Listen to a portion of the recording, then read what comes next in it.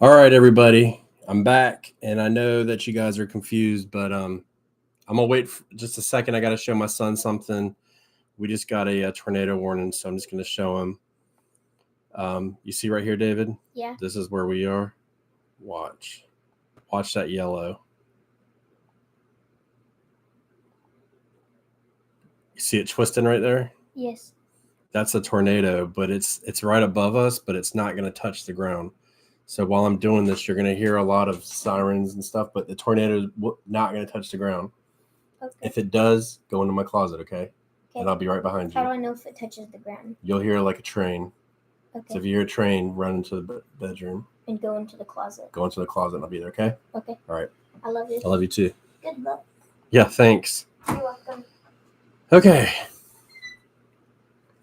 All right. Sorry, everybody. I just, I don't know if you guys saw that, but we just got a tornado warning, and I was explaining to my son how it works because hurricanes aren't the same. The tornadoes don't usually touch the ground. They're usually in the atmosphere. So you can look at the radar and look at the rotation on the radar. And so I was just showing him that. But anyways, we're here. We're getting a lot of rain, very little wind, but a lot of rain. And everything was jacked up before. So let's see here. Let's try again. I put a poll up. And so I'd like for you guys to answer the poll. About if you grow hybrids or heirlooms. And then feel free to comment why you chose whichever one you did, but it would be interesting to see which you guys prefer to grow. Thank you, Connie. Thank you. So yeah, last week I was doing a stream, and a little thing came up on the bottom, and it said, do you want to skip ads? And being the nice guy that I am, was like, yes, I want to skip ads. And then YouTube cut off my stream. So I'm sorry if you get ads. I'm not going to do it because I feel like it's more important to get the information out than to just lose the stream. So I'm not going to touch anything. But yeah, so I didn't get a chance at the point of the stream to ask you guys what you wanted to talk about.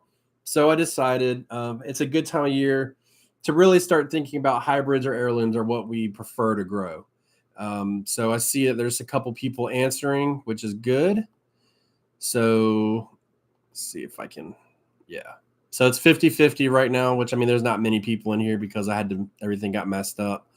But yeah, so heirlooms and hybrids, it's a very hot subject. Oh, by the way, I'm Ben from Sandy Bottom Homestead, and I do the Backyard Gardens podcast. Check that out if you ever have time.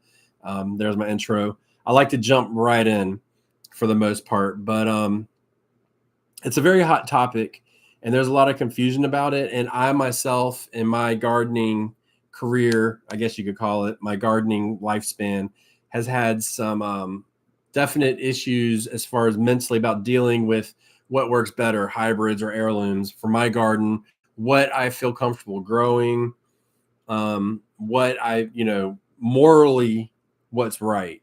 As far as like growing hybrids or anything like that, do any of you guys think that it's like a moral issue to grow hybrids? Let us know in the chat, because I would be very curious how you feel about that, because I've felt that way for a long time until I really dove in on it. So there's differences in both. Heirlooms are basic. Let me get the date right here, because I don't want to give any false information. It's not something I really care about processing in my mind. So an heirloom is a seed that has to be saved from a certain amount of time. I believe it was like since the 50s. I'm not finding a quick answer to that, but it's a seed. It's a variety that hasn't been cross-pollinated for many, many, many years. At this point, over a generation. And so that really keeps it the actual seed, right? The actual genetics of that plant. Because now it's really easy. We save seeds, but we may be cross-pollinating. stuff like that. So these are pure seeds that have the trait of the parent plants passed down from generation to generation to generation. And hybrids are basically, and I'm just going to dumb this down. Somebody may think that I'm saying it wrong, but this is an easy way of thinking about it. Is basically a created seed through the act of pollination.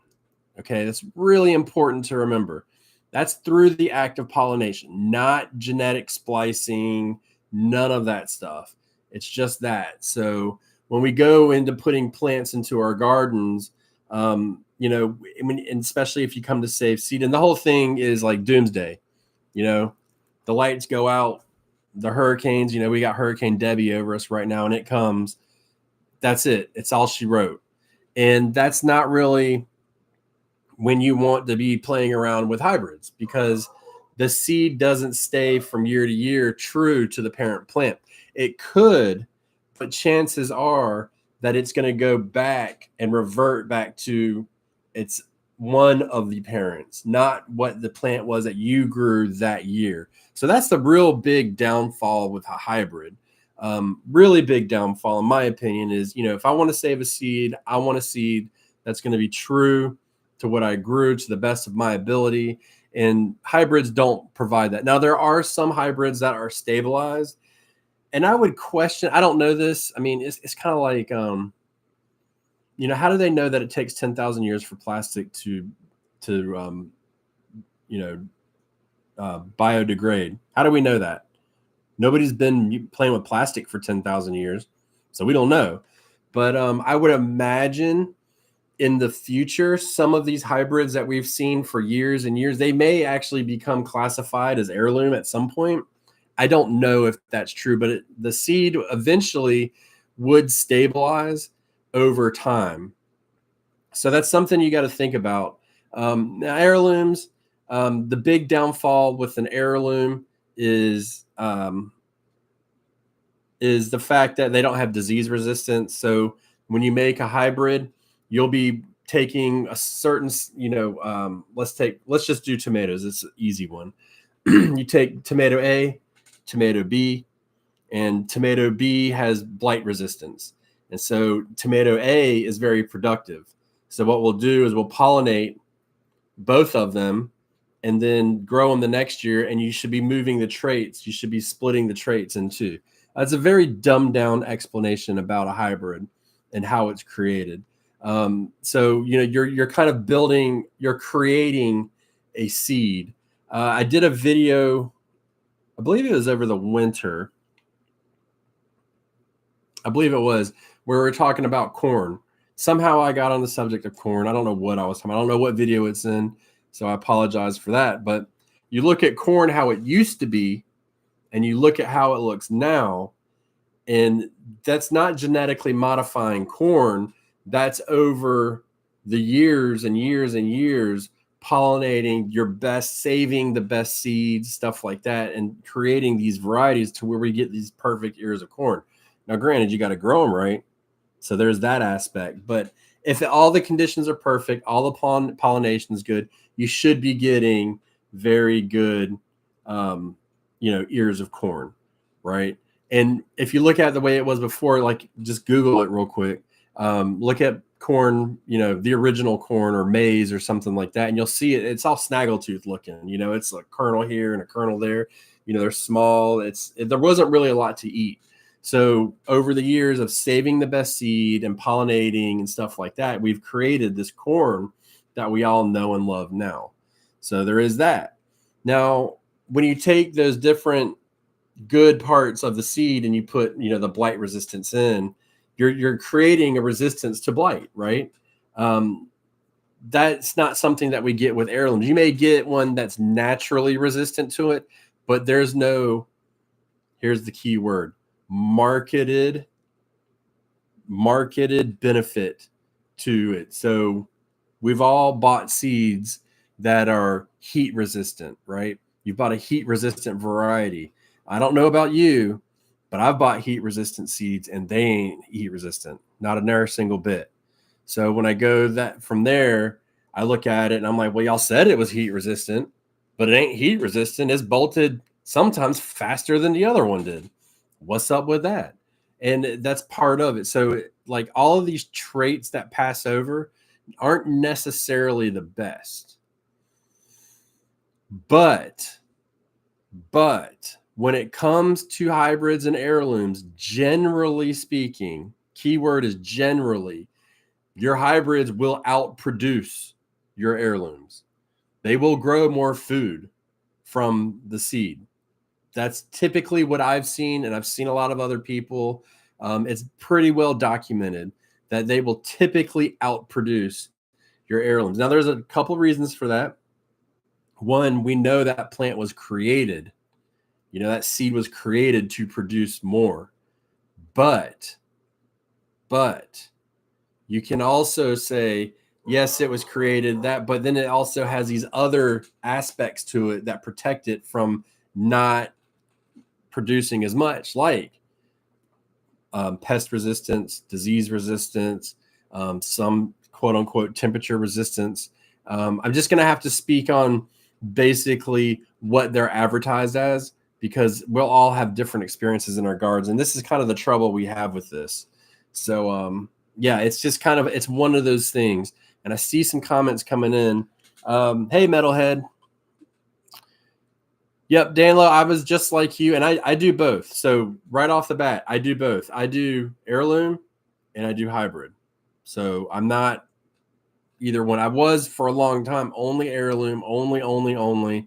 And I've since graduated from that and kind of doing a hybrid approach. So Brandon, you're right. Even in emergency, the hybrid seed could revert back, but it can also be a sterile seed. Okay. So that's something to think about too. You can spend a lot of time saving seeds. Like, let's say, lights go out, what is it? SHTF. It hits the fan and then you don't have anything. Well, you could very well be sowing a sterile seed. So that's something to consider. I don't actually save any hybrid seeds. I buy them and I just know, like, hey, they're not going to be, they're not going to give me what I want. Okay. But if I see something that's advertised as stabilized, then we can get we might play around. I have yet to do that. A lot of the hybrids that I grow are not anything that I would save from seed anyways. So there is that. So I know there's a couple people that have come in since, and I'm sorry there was a whole mess up in the beginning. That was my bad. But if you prefer one or the other, put in the comments why you like to do one or the other, hybrids or heirlooms. Like, what drives you to do that? Because that's something I'm curious about.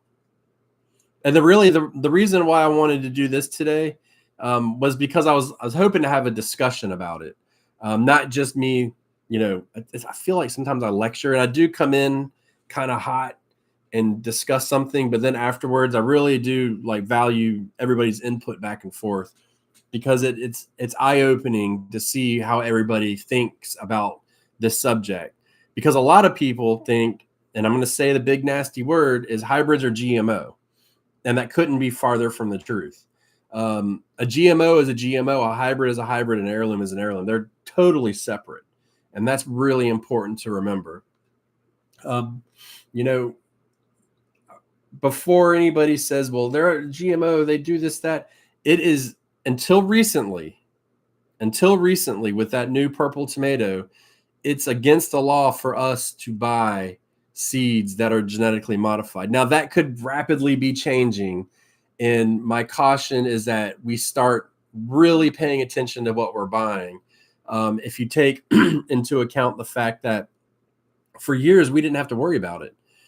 We may have thought we did, but once you knew, you just buy whatever seeds you want and weren't worried about getting genetically modified.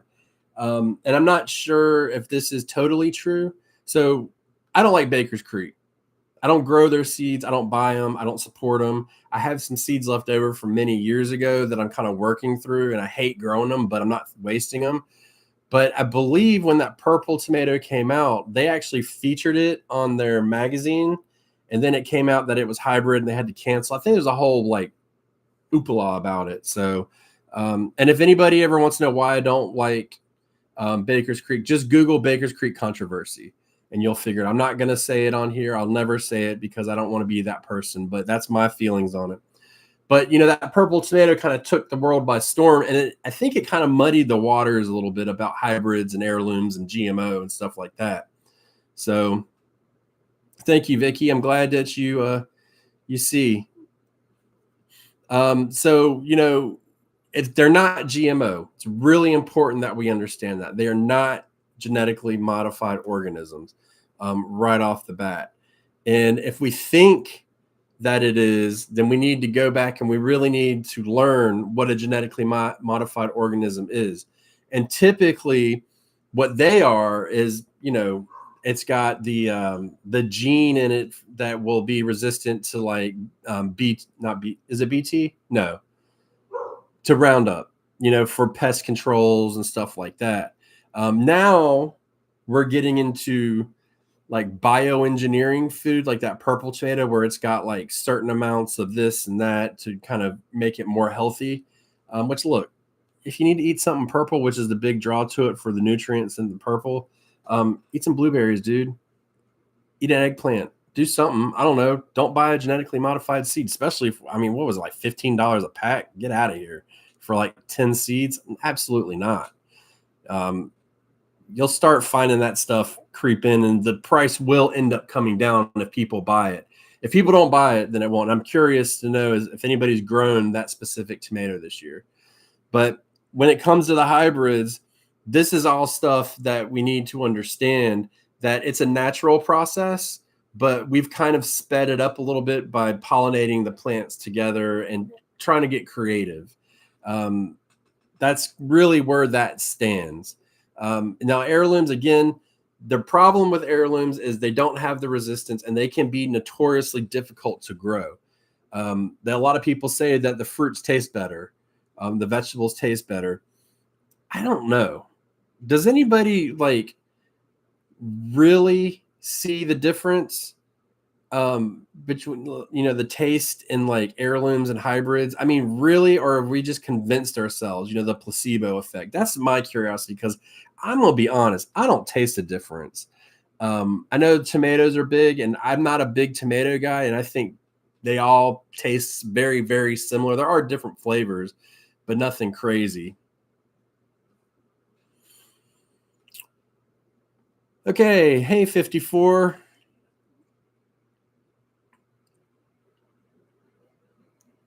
Yeah, Brandon. That's what I'm saying. They just produce more. Metalhead. You keep a seed vault. That's awesome. I always have so many seeds. I don't necessarily have a vault, but I got into all of this the same reason why I like Metalhead is, what if the food goes away? And I said, well, I don't want to learn how to grow food when everything goes crazy. I want to know how to grow food when everything goes crazy. And so I think I still got I had made like a seed vault. I think I still have the seeds are probably like 20 years old at this point. But, I just wanted to, so now it's just like rotating the seeds in and out, like you kind of get into the method of it. I can save some seeds. I can let stuff go.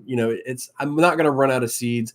On a bad year, I could go 2 years probably with, how it is. You get little pieces and packs of seeds and stuff like that. Look, if it's the end of the world, I'm not going to be sitting here talking about, well, I wish I would have grown that orange banana tomato instead of that Roma. That Roma would have tasted better. I'm going to be like, thank God I got a tomato, and I don't care what it is. So, I'm always going to have pieces and parts of something around, but eating fresh is really good, and doing as much as you can for yourself is awesome. You'll grow some hybrid, Farmer Marshall? See, flavor is the same to Vicky too. So I'm not really smelling what they're stepping in. I'm not on it. It's different because it's kind of like the old saying, if your cabbages get touched by frost, they're sweeter. I ain't ever had a sweet cabbage unless I put sugar on it. That's just all there is to it. There ain't no sweet cabbage out there. It all tastes funky, good, but funky at the same time, and smells nasty as hell when you cook it. But still, That's where it works. So, the flavor is supposedly better, but when it comes down to it, they're difficult to grow. They don't have the disease resistance. And to me, it seems like they're more disease susceptible, and especially pests. But at the same time, you can't just plant a hybrid and be like, all right, we're good. It's got the disease resistance. It's Japanese beetle resistant, whatever. I don't have to worry about that. You still got to worry about it, and you still got to manage it. And I don't think those resistance are really as functional as we are told when we buy them or when we search them out. So has anybody grown a heat tolerant vegetable that clearly has outperformed something that was not heat tolerant in the garden? Like, and when I say outperformed, I mean it didn't bolt when it was supposed to, typically. That's the question I have. Yeah, homestead imagination. So a couple years ago, I really, really started getting into different varieties and how they're going to perform in my garden. And last year, it really kicked into high gear with my Brussels sprouts and my broccoli. And I was growing them side by side. I was growing heirlooms side by side with hybrids. And it was clear as day that they would outperform. Absolutely clear. And the cabbages too. Absolutely clear. There was no doubt that the hybrids were definitely outperforming and stronger than the heirlooms, hands down. That being said, I had zero interest in saving seeds from those. So I wasn't worried about it at all. And that's why I was totally comfortable doing that. I do my tomatoes typically are heirlooms. I'll do a hybrid. I'll separate them so they don't get cross-pollinated. They don't have to be separated very far, but I'll do that. And just to kind of play around and see, but I always kind of stick to my heirlooms that I really know and love because I've grown them for so many years. You learn their plant traits. So there's a lot of people that are willing to do both, which is awesome. But there is a community out there that's like heirloom and heirloom only and nothing else but the worst. No hybrids whatsoever. It's the devil. And it's really not the devil.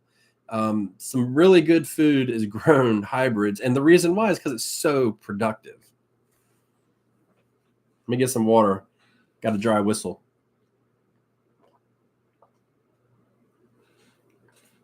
So I know everybody's curious too while we're waiting. Hurricanes here, whatever parts of it. It's raining a lot. We got, I think by now we should be up to 13 inches of rain in 3 days. No wind. We got a tornado warning now. When I had to cancel this and then come back, I had to have my son come in here and explain to him why we were in a tornado warning. So, but we're good. Garden's still standing. Corn's vertical for now. The wind's not going to kick in until Thursday night into Friday. So we got some time, but we'll see. So that's what's going on here. And we're just hanging out. I'm tired of sitting in my house. I'd like to go out and work in my garden, but it's costing me money sitting here. And you'll see in tomorrow's video, if I get it edited in time, why it's costing me money. It's ridiculous. So as far as that goes, a lot of people here will grow both. What hybrids, like what season do you focus your hybrids or heirlooms, or do you even care? That's the real question is, are you like, hey, I'll grow them in the spring, summer, whatever, or does it even matter to you? Because I definitely have a preference. I like to grow hybrids in the fall, generally speaking, because they will last longer.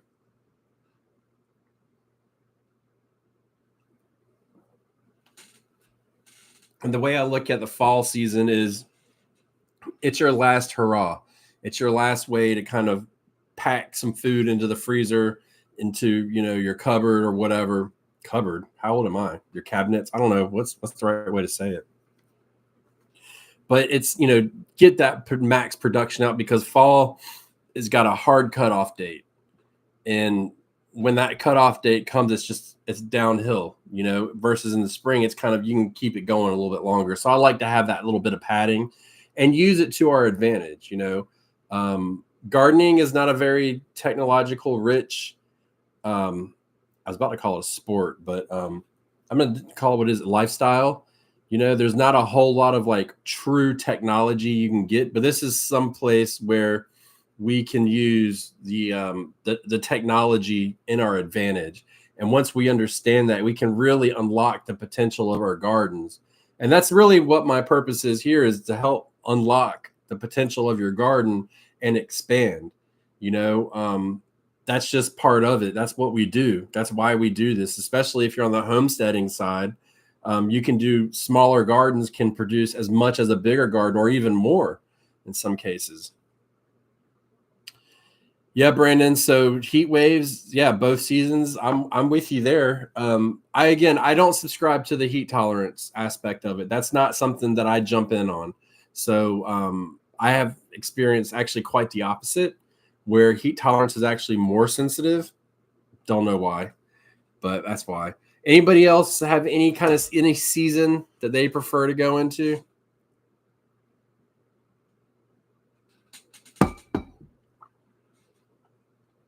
All right, what we got here on our poll, I'm going to end it. 69% of people prefer to grow heirlooms.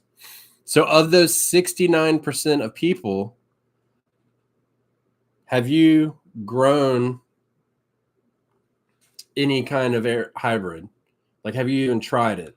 I know and for instance, if it's somebody was just to get started gardening, first couple years, I think first year is kind of feeling the water. Second year, you're kind of getting in there. Third year, I think you're really starting to kind of test it out.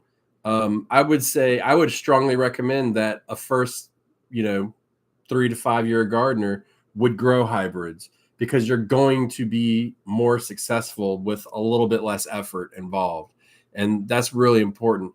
But then I can also say, if you got a really big garden, I would recommend trying a hybrid too, because again, it's a little bit less effort. So it can allow you to have that time. And finding that balance is what I've always tried to do, is like, I'm going to grow this difficult crop, but I got my sweet potato bed over here. I don't have to worry about that space is taken up. I grow my potatoes here. That bed's taken up, so I can focus on the other things. And so that's kind of how I work the spaces in my garden. So it's really comes down to a personal preference on what you want to grow and how you do it. But as far as the like morals of like genetically modified and stuff like that, hybrids are not that. So don't let that get in your way. And then as far as saving seeds go, that's where the issue, in my mind, truly comes in, is like, you can't really save the seed. It's kind of an issue. You're not going to go to jail like if you did. I mean, you're not going to go to jail if you grow a GMO and save the seed. But, well, supposedly you can. But it's like, it doesn't work. It could revert back. It could be sterile. It could be either one. You don't really know.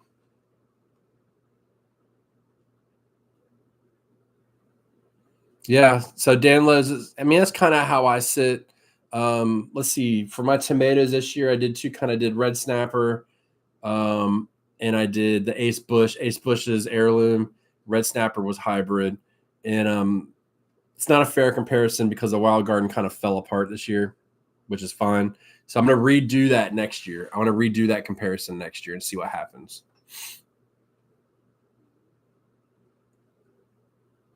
Yeah, so peppers are, dude, peppers and hybrids, that's like a match made in heaven. There's so many kinds. But yeah, growing peppers, there's a lot. And there's some really good hybrid pepper or heirloom peppers. Now I'm getting confused because they both start with H. So any questions about hybrids or heirlooms? Again, I had said before I was going to let you guys pick, but everything got cut off last time. And I'm still going to go back, and if we don't get cut off, we're going to try and let you guys pick for the next time we come on live. This is just the first thing I come up, and I thought it was a really good time of year. But is there any questions about hybrids, heirlooms, or even GMO? It's kind of in the conversation, the 3 different kinds of seeds.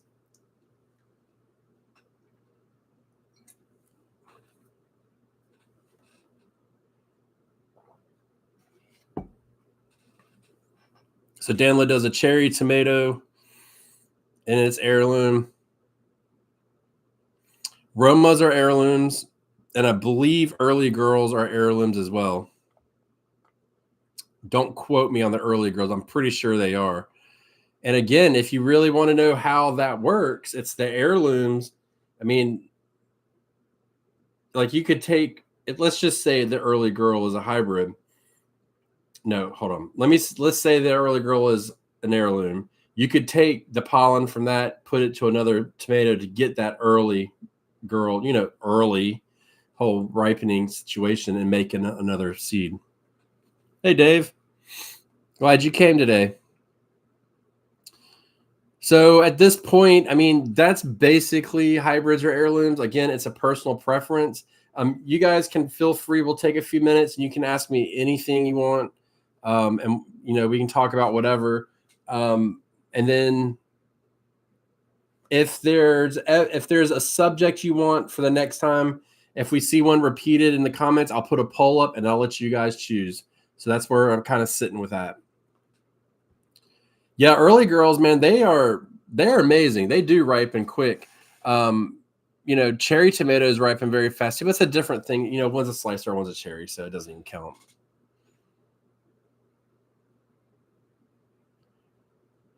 Yeah, YouTube's been kind of weird, Dave. Truth moment, when I first started, the camera was messed up, so I had to go back and then restart, and it was a whole thing. So, but I'm sorry. I'll keep doing these. We'll get you on there. It's usually, if I do it, it's going to be Wednesdays at 2:00. That's the time that I've set aside to do this. And I've really tried to allot about an hour for it. I know one of them was like an hour and a half. So, that's a little bit long. And you guys hung in there. So, Crockett, bell peppers will produce for a long time. But in my experience, they kind of tap out. So, just keep that in mind. I think the average is like 6 to 8 peppers per plant. So we were talking about this on the Backyard Gardens podcast yesterday. Episode will be coming out. But when you think about that, you think about a pepper that grows, a bell pepper, beloved bell pepper, very expensive at the store too, and it grows 6 to 8 peppers. We have this impression that it'll keep producing, and what it does is it produces and then it'll take a break, and probably due to the heat. And then once it cools down, it'll start producing again. So that's why I was saying on there, it's better almost to have a bigger garden because you can plant more and get the quantities that we're really looking for. A lot of people will put one pepper plant in their garden and think they're going to be just good to go. But you put 6 or 7 in there, you get 6 peppers off of it. You get 42 peppers. You may get more. That's great. But if that one pepper plant gets sick, that's all she wrote. You don't have any peppers. So it kind of works out. I've never met anybody who didn't like a bell pepper, Dave.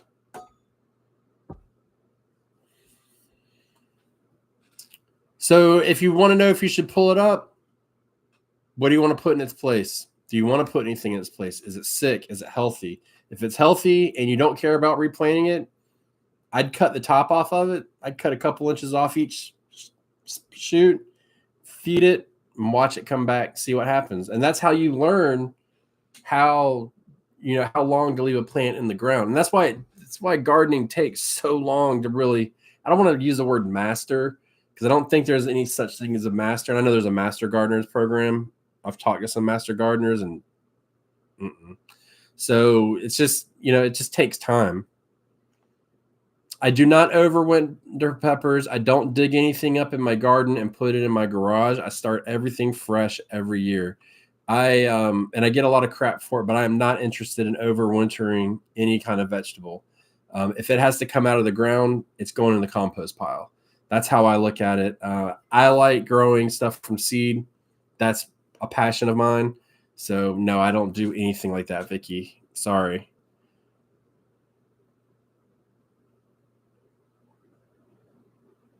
The Carolina Reaper. I never had one. I like hot peppers. I just don't like hot peppers.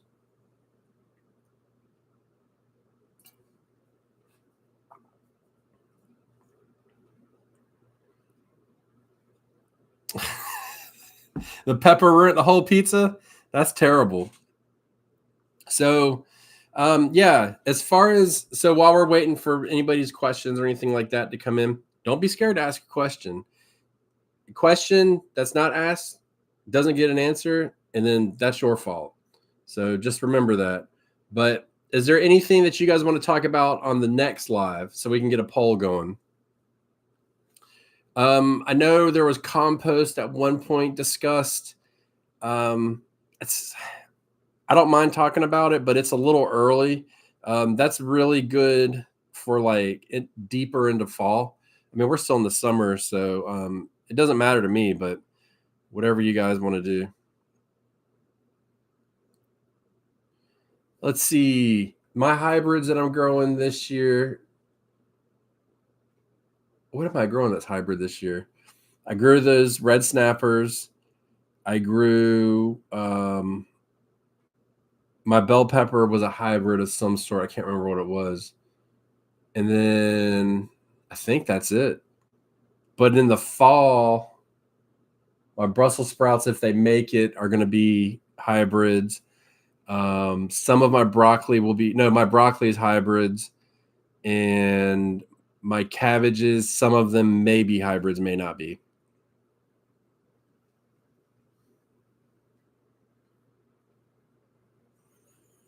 Now, did he eat the pepper, Vicky? That's the question.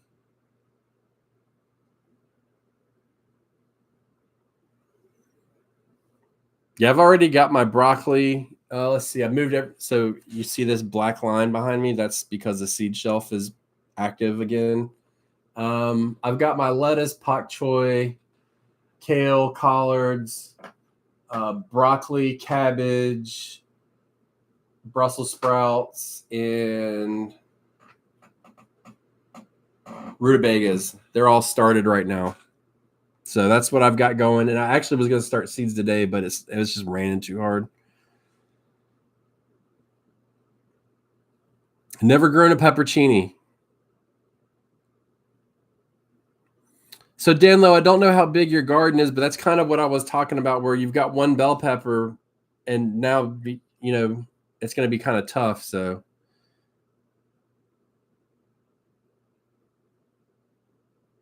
Suzanne, I would add alfalfa pellets. It doesn't really matter. It's not really a fertilizer. It's something that goes into the ground that has to break down. So you're talking weeks and weeks and weeks, and it's not a lot of nitrogen that it adds. If you really feel like doing it, then go for it. But it's not really going to make that much of a difference. If you're looking for fertilizer, put some fertilizer down. That's what's going to make a difference. But I always add it in between planting. Yeah, rutabagas, man. Whew. That's a good one. I'm sorry I got to check my phone, but we got this hurricane situation, so I need to make sure that it's nothing I need to see.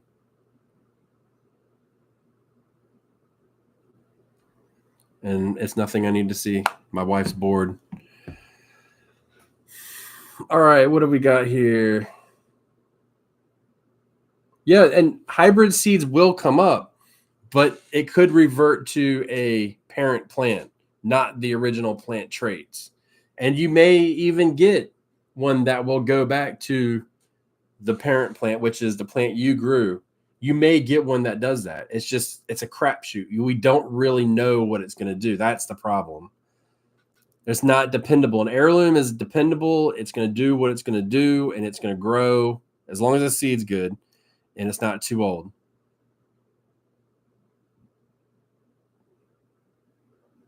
Dave, you may have, I don't know where you would have sent them.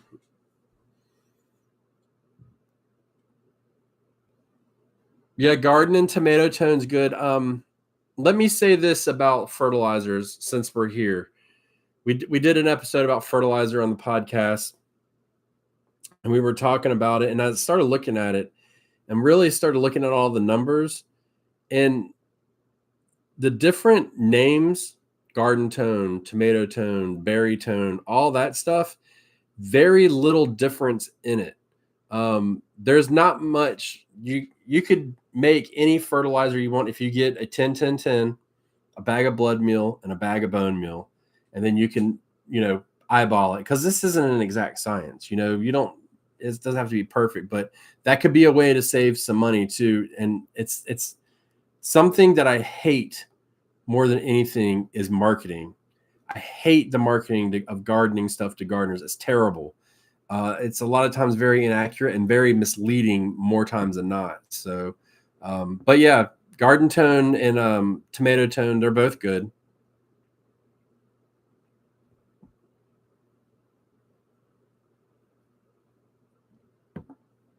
Danlo, do you use wood mulch in your garden, like chip mulch? Oh, 5 bell pepper plants. That's a big difference in one now.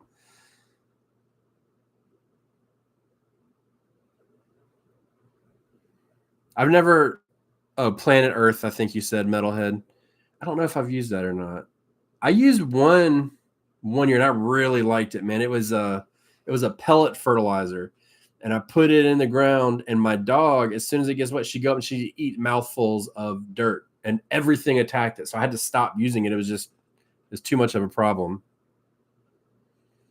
Dave, I'll check on IG. I don't really get on there that much anymore because I focus a lot of time on YouTube, clearly. But I will definitely double check. How old is too old to use a seed? And do hybrid seeds last longer than heirloom seeds? Trisha, first of all, hello, Trisha. Thank you for joining us. So all seeds are different. Onions, 1, maybe 2 years. Carrots, 1, maybe 2 years. A lot of other seeds, 3 to 4 years if you store them correctly. And when I say storm, out of the light, temperature controlled, no moisture, all that stuff. And hybrids, they really, from what I have experienced, they run about the same. Generally, what I do, if I've got a pack of seeds that's like 3 years old, I mean, I've got my seed things over there. I've got a pack of seeds that I've had for like 4 years, and it still will grow. But I start sowing more and more seeds into the hole every year. Just like when I save my seeds, because we get so many, where I would normally put 2 to 3 seeds in a hole, I'll put like 5 or 6, just in case,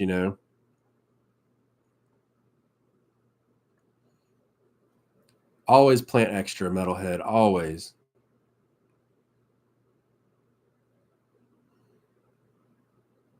Oh, Farmer Marshall, the muscadines. People hate me, but I do not like a muscadine.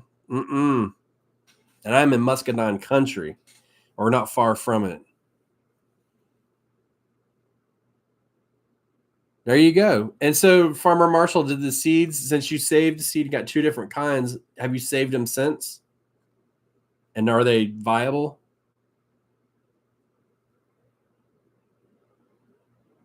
Yeah.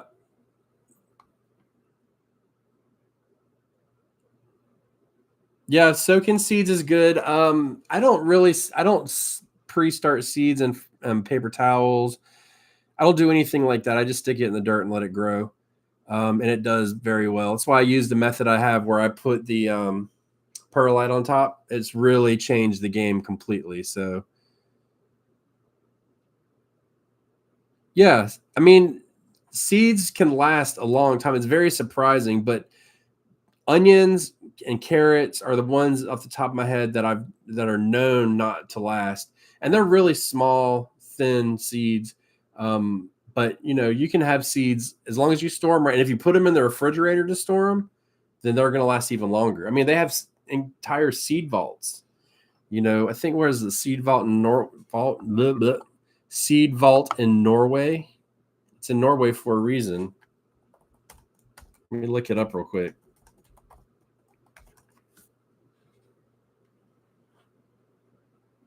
I don't know. I didn't ask a specific question, so yeah, the seed vaults in Norway. That's one. There's a couple all over the world. I don't know how many seeds are in it. Does anybody know that? And the reason why they have the seed vault, or one of the reasons, is because of the cross-pollination from all of the GMOs and stuff. They wanted to be able to have the pure seed still. I got like 50 million tabs open. Good. I'm glad you like that, Danlo.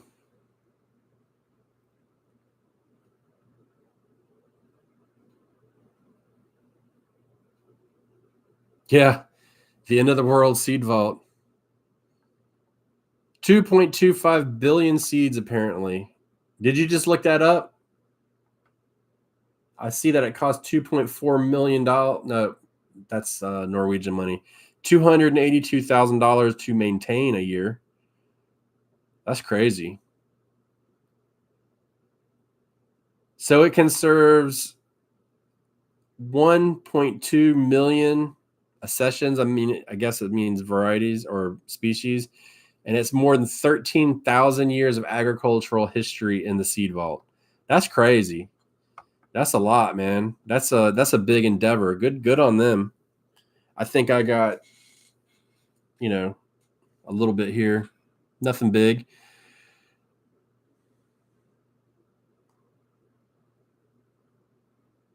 So you use the perlite and you soak them? Good. Yeah, it works, man. It works. And I have people that comment on those videos that I don't know what I'm doing, and I'm like, that's fine. But it works, and it solved my pepper problem where my peppers would be like they'd get water and they'd be too deep, and then they wouldn't be able to pop up through the ground. As soon as I did that, full germination every time. Every time. I used to have to go through with a chopstick because I use a chopstick, and I would dig out the seedlings just so I could poke them out and let them grow. I don't have to do that anymore. And then add the heat to it, and it's even faster. So it works out really well. All right. Does anybody want to do a chat next week? Nope. Check that in 2 weeks. I'm going on vacation next week. I need a break. So in 2 weeks, anything you guys want to talk about?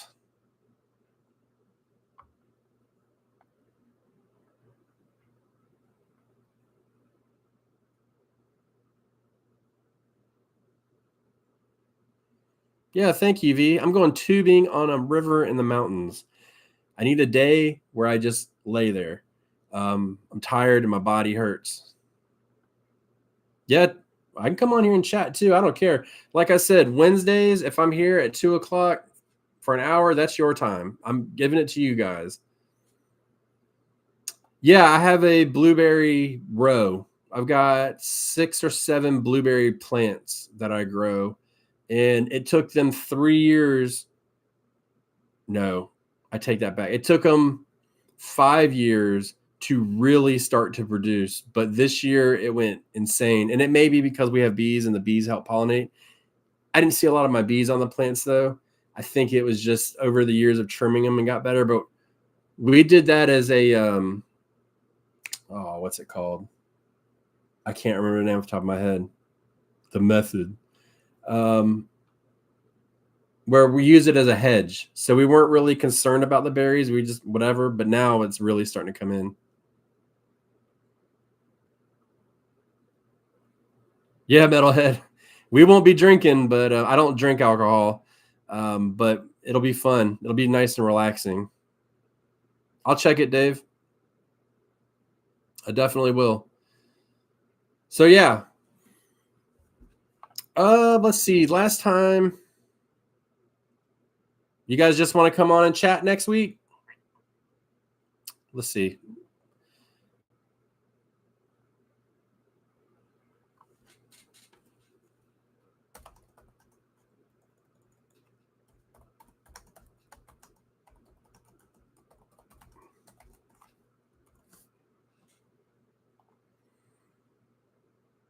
There you go. You guys can anonymously vote, and there will be no judgment if you say no. How's that? Answer the poll. Hi, so sorry I forgot about the time differences in the central time. That sucks, Emerald Water Life. Well, you can always replay it. So if I do, if I come back and do a garden chat, like you guys got to talk. Thank you, Dave. It's very generous of you. Thank you very much. You guys got to talk because I'm not going to just make up stuff to talk about. which you guys are doing a good job of. So I'm in the habit of coming on here and just like, boom, I go. So I'm trying to break a couple habits. One of them is, I think what I want to do, and actually, since you guys are here, that's all right, V. You're good. During the fall planting season, I'm thinking about every time I go in my garden, recording some kind of, it won't be like it is now, but some kind of video for you guys for a month. So that'd be 30 days of videos, which is going to be an incredible amount of work for me. But if you guys would find that useful, or if you would actually watch it, let me know, because I'm kind of wanting to break some of my habits that I have, and I think it'll help like kind of force me into it. So hopefully it'll help. I don't know. We all create habits, and I just need to try and break a couple of them. Emerald Water Life, I'm not going to do one next week. It'll be the week after. I'm taking a little mini vacation. I'm going from the salt water to the fresh water. Anytime I go for a vacation, I'm always around water. As you can tell, all of my tattoos and stuff are water. So that's how I live my life. Yeah, I don't know when it's going to start, but at some point, if I do it, I'll let you guys know on the channel, and I'll just go. And I don't know how I'm going to do it, but I'll figure it out. But yeah, at least every weekday, maybe on the weekends too. It depends on how much I'm actually going in the garden. But I'm in a transitional period, so I'm coming out now. And then I'm going into where I'm going to be actually, doing a lot more in the garden as far as like planting, building, and all this stuff. So, and then I'll do another one again at the end. Even though I'm going on vacation, the regular videos should come out, just so you know. I skipped a day one time and I got yelled at, so I won't do that again. I'm joking. I will if I have to, but so yeah, because of that period where there's so much going on, I'm probably going to do that. All right, everybody. So it looks like, I got this new mic that's messing with my mouse. It is messing me up bad too. Whoops. Okay. I'm closing the poll in 30 seconds. So get your answers in. Feel free to say no. It will not hurt my feelings. I don't care. And I know at some point I want to do a compost talk series, whatever. Metalhead, are you near the ocean at all? See, my homestead is, as the crow flies, 2.5 miles from the ocean. But as I drive, it's like 15 minutes. So I surf every day. I do stuff like that. I actually want to go surfing in Michigan in the wintertime. I want to go surfing with those ice guys. I think that would be fun. I dove in I believe it was Lake Michigan when I was a kid, and it was freezing. Yeah, we'll talk compost, and I'll be doing some compost videos. I've got to rebuild my compost pile, so I'll do that on there. I got to make it better, man. I got to do something about this damn raccoon.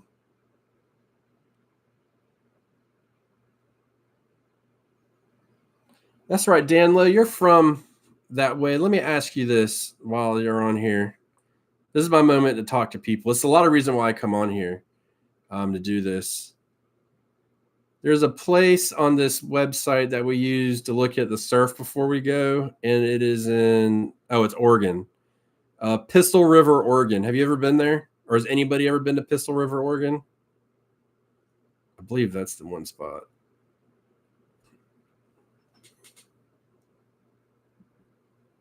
Yeah, our summer, local summer starts in about a month, so we're pretty excited about that.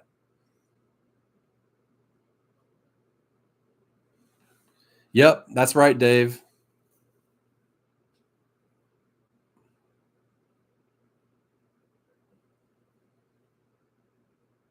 An hour drive home from work. I hope you listen to the Backyard Gardens podcast, Metalhead. My goodness, that's a long drive, bruh. Oh, you do, Jester? Is it okay? Is the surf good there? Just let me know.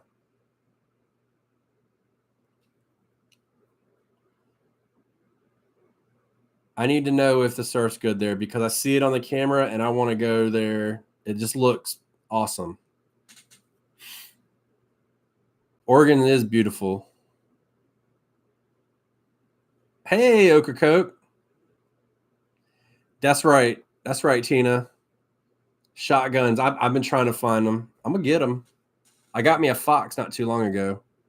I shot his ass trying to get my chicken coop. Look, I said I shot his ass and somebody gave me a heart. You guys are awesome. I love it here. All right, everybody. Well, I hope you guys have a beautiful day. We're going to weather this storm through a little bit more. And I got a video coming out tomorrow. And then the solar shed video, I'm going to put it out for Saturday. Probably be rocking and rolling in the shed tomorrow. But I think I'm going to be out there doing that. So I'll get the first part of that done. And then I'll have to come back. Electric is not my forte. I'm just enough to get myself killed. That's how much I know. So,